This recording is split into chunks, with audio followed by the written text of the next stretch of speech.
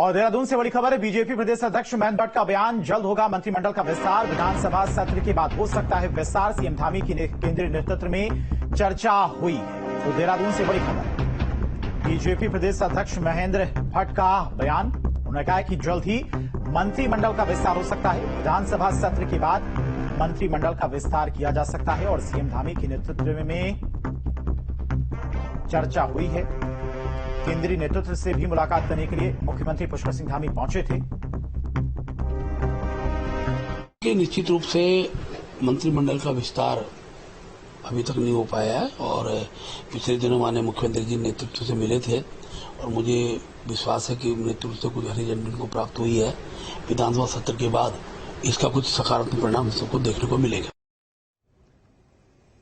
और अजीत रात्रि लगातार हमारे साथ जुड़े हुए। अजीत, पिछले कई दिनों से मुख्यमंत्री पुष्कर सिंह धामी भी दिल्ली के दौरे पर पहुंचे थे, केंद्रीय नेतृत्व से मुलाकात की थी और अब महेंद्र भट्ट की तरफ से कहा गया कि जल्द ही मंत्रिमंडल का विस्तार किया जा सकता है।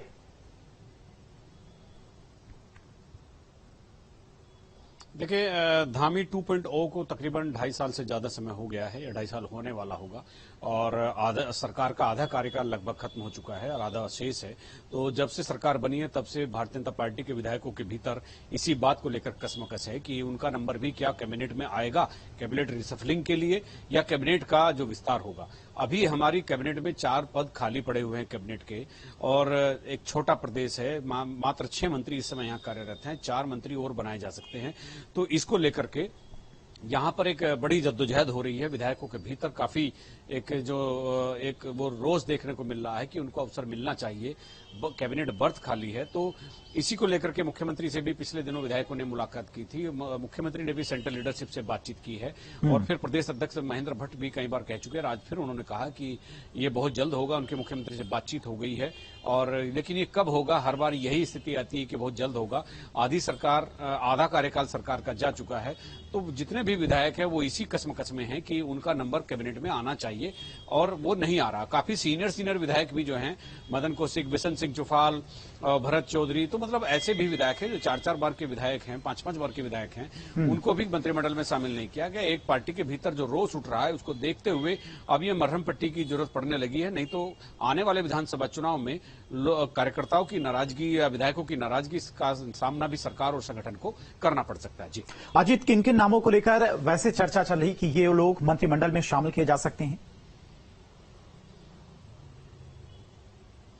देखिए, चूंकि चंदन रामदास बागेश्वर से आते थे, उनका निधन हुआ, उनके बाद उनकी जगह किसी को मंत्री नहीं बनाया गया। वो शेड्यूल कास्ट SC कोटे से आते थे।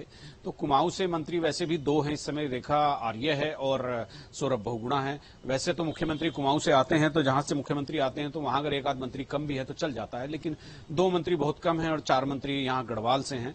और हरिद्वार पूरी तरह से खाली पड़ा है, जहां 11 विधानसभा सीटें हैं। तो कई बड़े नेताओं के नाम चल रहे हैं, बिशन सिंह चुफाल का जैसे मैंने अभी आपको बताया।